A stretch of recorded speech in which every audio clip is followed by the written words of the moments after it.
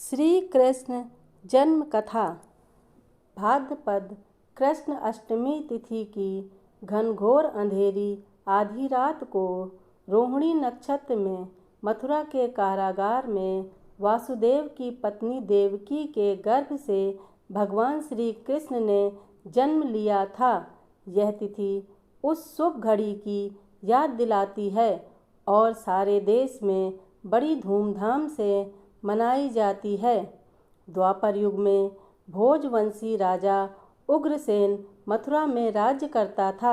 उसके अत्याई पुत्र कंस ने उसे गद्दी से उतार दिया और स्वयं मथुरा का राजा बन बैठा।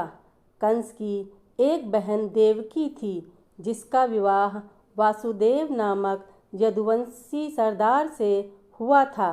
एक समय कंस अपनी बहन देवकी को उसकी ससुराल पहुंचाने जा रहा था। रास्ते में आकाशवाणी हुई, हे कंस, जिस देवकी को तू बड़े प्रेम से ले जा रहा है, उसी में तेरा काल बसता है। इसी के गर्भ से उत्पन्न 8वां बालक तेरा वध करेगा।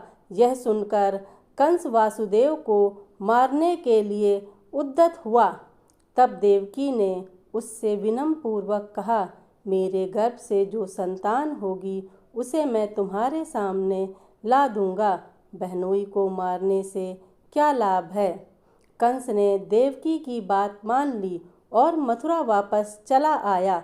उसने वासुदेव और देवकी को कारागृह में डाल दिया।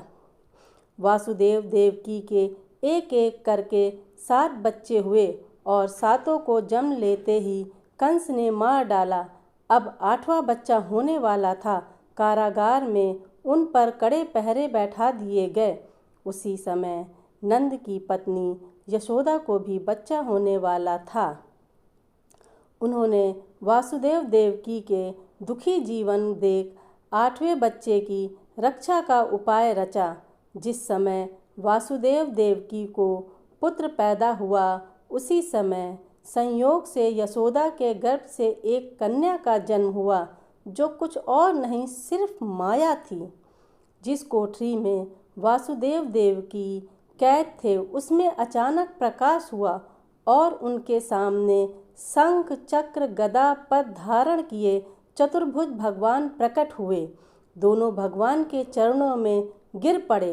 तब भगवान ने उनसे कहा, अब मैं पुनः नवजात शिशु का रूप धारण कर लेता हूँ। तुम मुझे इसी समय अपने मित्र नंद जी के घर वृंदावन भेज आओ और उनके यहाँ जो कन्या जन्मी है उसे लेकर कंस के हवाले कर दो। इस समय वातावरण अनुकूल नहीं है, फिर भी तुम चिंता ना करो। जागते हुए पहरेदार सो जाएंगे। कारागृह के फाटक अपने आप खुल जाएंगे और उफनती अथाह यमुना तुमको पार जाने का मार्ग देगी। उसी समय वासुदेव नवजात शिशु रूपी श्री कृष्ण को सूप में रखकर कारागार से निकल पड़े और अथाह यमुना को पार कर नंद जी के घर पहुँचे। वहाँ उन्होंने नवजात शिशु को यशोदा के साथ सुला दिया और कन्या को लेकर मथुरा आ गए। कारागाह के फाटक पूर्ववत बंद हो गए। अब कंस को सूचना मिली कि वासुदेव देवकी को बच्चा पैदा हुआ है। उसने बंदी गृह में जाकर देवकी के हाथ से नवजात कन्या को छीनकर पृथ्वी पर पटक देना चाहा, परंतु वह कन्या आकाश में उड़ गई और वहां से कहा, अरे मूर्ख, मुझे मारने से क्या होगा। तुझे मारने वाला तो वृंदावन जा पहुंचा है। वह जल्द ही तुझे तेरे पापों का दंड देगा। यह है कृष्ण जन्म की कथा। Thank you for watching.